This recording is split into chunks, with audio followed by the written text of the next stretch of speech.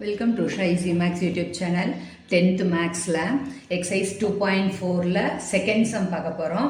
இந்த செகண்ட் சம்மில் 3 சப்டிவிஷன் இருக்குது. 3ஐயும் பண்ணியிருக்கோம் பாருங்கள். என்னன்னா ஏஎன்னுங்கிற ஒரு ஜென்ரல் டேர்ம் கொடுத்துட்டாங்க, பொது உறுப்பு கொடுத்துட்டாங்க. இதிலிருந்து முதல் 4 உறுப்பை கண்டுபிடின்னு சொல்கிறாங்க. ஒன்றும் இல்லை, எண்ணுக்கு பதிலாக 1 2 3 4ன்னு போடுங்க. இந்த சைடு அதே மாதிரி போட்டால் நமக்கு கிடைச்சிடும். Okay, AN equal to n square minus 2 இருக்கா?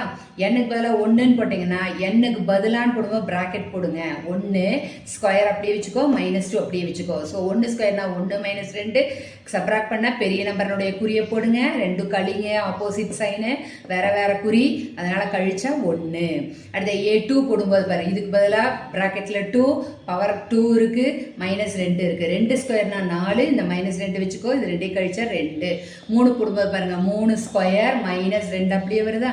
9 - 2னா 7. A பவர் 4க்கு பாரு, 1 ஸ்கொயர் 2 ஸ்கொயர் 3 ஸ்கொயர், இங்கே 4 ஸ்கொயர். இந்த -2 எல்லாத்துலேயும் வரணும். நன்னாங்க 16 - 2னா 14. அப்போ therefore first 4 term, முதல் 4 உறுப்புகள் சமம் அப்படின்னு போட்டு இதெல்லாம் எடுத்து எழுதி பாக்ஸ் போட்டுருங்க.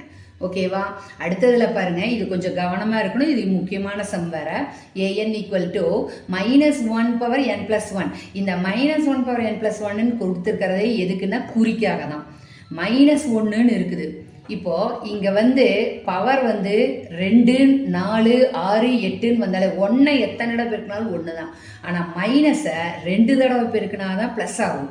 அப்போது ரெட்டப்படை வந்ததுன்னா, அடுக்கு ரெட்டப்படையில் வந்ததுன்னா ப்ளஸ் வந்துடும்.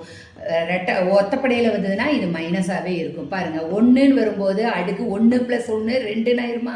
2ன்னு வரும்போது இது என்ன ஆயிரும்? +1 ஆயிரும். அப்போ வெளியில் இருக்கிறத மட்டும் பெருக்கினாலே போதும்.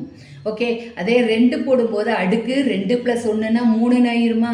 -1 என்ன ஆயிரும்? மைனஸாகவே வந்துடும். குறி மட்டும்தான் வரும். ஏன்னா பெருக்கும்போது 1ஆல் பெருக்குனா அங்கே என்ன இருக்கோ அது மட்டும்தான் வரும். எப்படின்னு பாரு, n × n + 1 இருக்கா வெளியில்? A1 போடும்போது 1 × 1 + 1ன்னா 2. 2 இதுக்கு குறி ப்ளஸ், அதனால் +2. A2ன்னு போடும்போது பாரு, -1க்கு அடுக்கு 2 + 1ன்னா 3 பெருக்கல் n × n + 1ன்னா 2 × 3. n + 1ங்கிறது 3. 3 2 6, இதுக்கு மைனஸ் குறி வரும். ஸோ -6. ஓகேவா? அதே மாதிரி A3னா அடுக்கு 4 ஆயிரும். இங்கே 3 × 4 முன்னாங்க 12, இது ப்ளஸில் வந்துடும், அதனால் +12.